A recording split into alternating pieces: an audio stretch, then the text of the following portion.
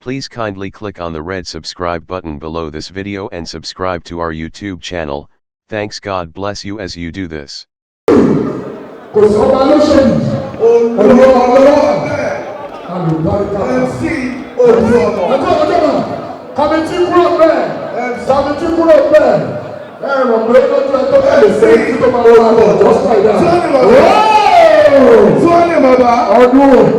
Ọ̀gá mi ọdún kìíní kan ṣẹlẹ̀ wọ́n ní sọ fún àwọn èèyàn ni wọ́n ní wọ́n pe MCCB ó lọ wọ́n pè síbi kejì ó lọ wọ́n pè síbi kẹta ó lọ wọ́n pè síbi kẹrin ó lọ kò lè sí ibi tí MC lọ láyé yìí tí ò ní ẹgbà á tún dùn wọ́n lọ síbẹ̀síbẹ̀ ni agbára Ọlọ́run ìbànújẹ́ ò ní dé báyìí finance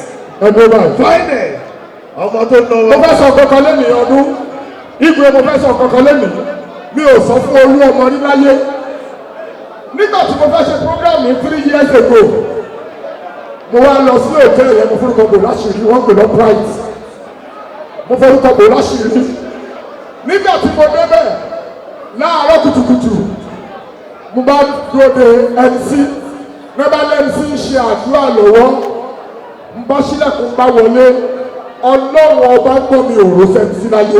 Mọ̀ kàn gbàdúrà. Kì í ṣe kébì òrò kò gbàdúrà ó tó wọ́n náà wà Ọlọ́run ọba ò ṣàánú mi báyìí Ọlọ́run ọba ò ṣàánú mi báyìí wọ́n jẹ́ ìṣọ́kú o gbogbo àtọ́ fẹ́ràn mi wọ́n jẹ́ owó ètì mi o gbogbo tí mo ń ṣe tọ́lọ́ fún fẹ́ràn mi Ọlọ́run ọba rẹ̀ yí mi o. Wọ́n náà wà wọ́n ní MC gbàdúrà èmi ní òun àdúrà gbà àdúrà náà máa gbà lágbára lọ. Àmín àmín lọ́rùn. Orúkọ tèmi ni Alhaji Musiku Akínsọ́lá MC.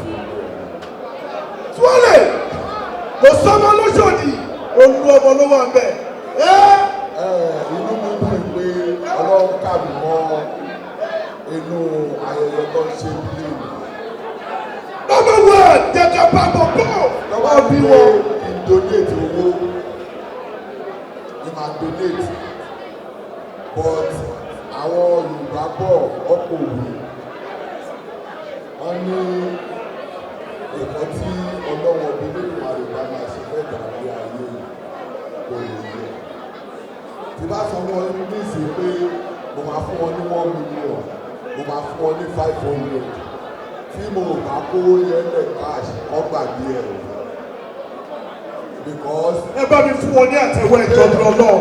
Ọ̀rọ̀ lọ́kàn bá kọ́ tí bá ní kọ́ mú ṣẹ́ẹ̀kì wá bẹ̀rẹ̀ sí ìjọba kọ ṣẹ́ẹ̀kì fún ọdún 1 million ni mo donate ẹjọ́ ṣẹ́ẹ̀kì táwọn bá gbé báńkì ẹni tó gba ṣẹ́ẹ̀kì sàárà ló gbà ọ́ pé ẹni tó fún ṣẹ́ẹ̀kì bá gbé báńkì ó gbàgbé ẹ̀ ẹni fọlọ́wọ́ bá bẹ̀ ìrìn tí mo fi débi lẹ́yìn ó pọ̀ mọ́ ẹjọ́ màá kó 250 bẹ́ẹ̀ cash.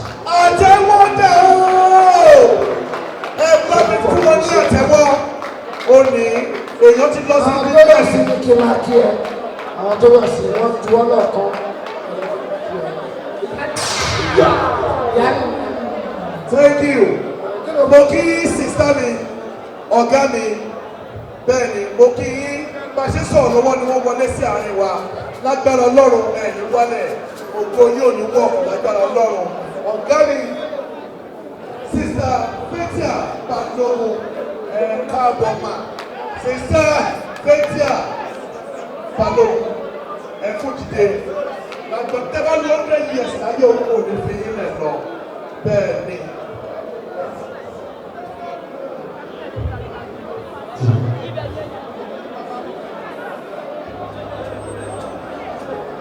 Kàmbọ́nì pàkì orí yín mo kí yín bẹ́ẹ̀. Ọ̀gá mi ẹ kú oríire ẹ kú oríire ẹ kú oríire. Ẹ mọ̀ ní sísè mo fi kí yín kú oríire. Mo ti ṣe MC dáadáa o. Mo ti ṣe MC dáadáa o. Mo ti ṣe MC rí tó jẹ́ pé gbogbo owó tí a padà rí pátápátá gbogbo owó tí mo pè pẹ̀lú máìkì ó jẹ́ 2.1 billion naira. Ìgbà rí 45,000 lórí àjẹrí ni láti bẹ̀rẹ̀ 2.1 fúnra mi lèmi fúnra mi tún lẹ́rù kọ́ ọmọ ní ọlọ́run máa ṣe wá bàtà. Èní wọ́n fi 50,000 lẹ̀. Èní ẹlòmí promise 100,000 ó gbé lẹ̀. 400,000 cash ní wọ́n níbí ó ní mo ti fẹ́ pé Usman Afọláyan ọ̀gá mi Usman Afọláyan gbogbo àwọn tí a pè wá bí olóríire ní gbogbo wọn wọ́n ṣàdéhùn wọn kò ṣẹ lójú ẹsẹ̀ ẹ kú oríire o ẹ kú oríire o ẹ kú oríire o. Thank you so much for watching our videos, and importantly, you need to subscribe because we drop videos almost every day. Any events going on in Nigeria, Gboah TV is always the first to get there. So you just need to subscribe, unless you'll be missing out. And how to subscribe? There's a circle here written Gboah TV. Click on it, you see a subscribe button. Click on the subscribe button. That's all. And if any event just take place or you heard something, just go on YouTube, search for Gboah TV. You see the. And if you have a big show coming up, any event, you can call us.